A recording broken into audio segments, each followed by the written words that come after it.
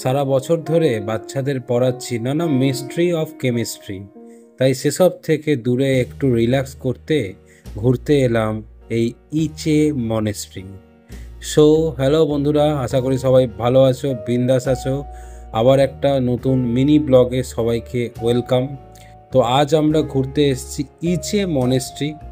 গ্যাংটক থেকে 10 কিলোমিটারের মধ্যে একটা মনেস্ট্রি, কিছুটা অফবিট মনেস্ট্রি বলতে পারো, কারণ অনেক ফাঁকা, তেমন গ্যাদারিং নেই, কিন্তু সুন্দর।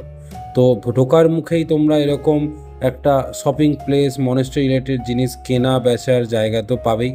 তারপরে জায়গাটা উপভোগ করতে করতে ভিতরে চলে গেলে প্রপার মনেস্ট্রি এরিয়াতে পৌঁছানো যায়।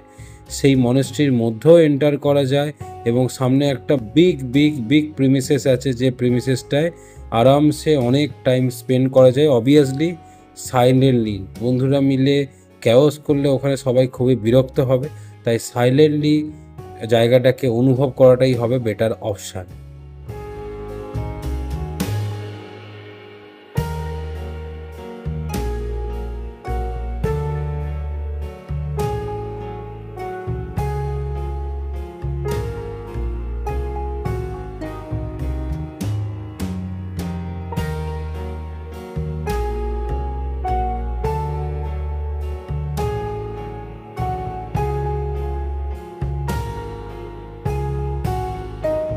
আমরা রাইড অন থেকে বাইক বুক করেছিলাম।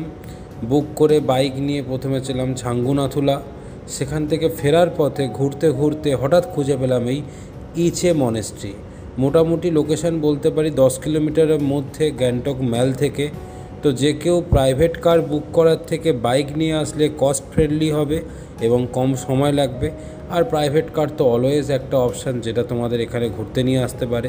তো কেউ যদি একটা অফবিট মনেস্ট্রির খোঁজ চাও, একটু কিছু টাইম স্পেন্ড করতে চাও নিজের মতো ফাঁকা পরিবেশে, অ্যান্ড এই মনেস্ট্রির নানা রকম অ্যাক্টিভিটি ফিল করতে চাও, তাহলে কিন্তু ইচে মনেস্ট্রিতে অবশ্যই ঘুরতে আসতে পারো। নির্দ্বিধায় বলছি, খুবই ভালো লাগবে। আর যদি কিছু কোয়ারিজ থাকে অবশ্যই কমেন্টে জানাবে। এই ছোট্ট ব্লগে এইটুকুই। আবার কোনো নতুন বড় ছোট মেজো যে কোনো ব্লগে অবশ্যই দেখা হবে। Thank you.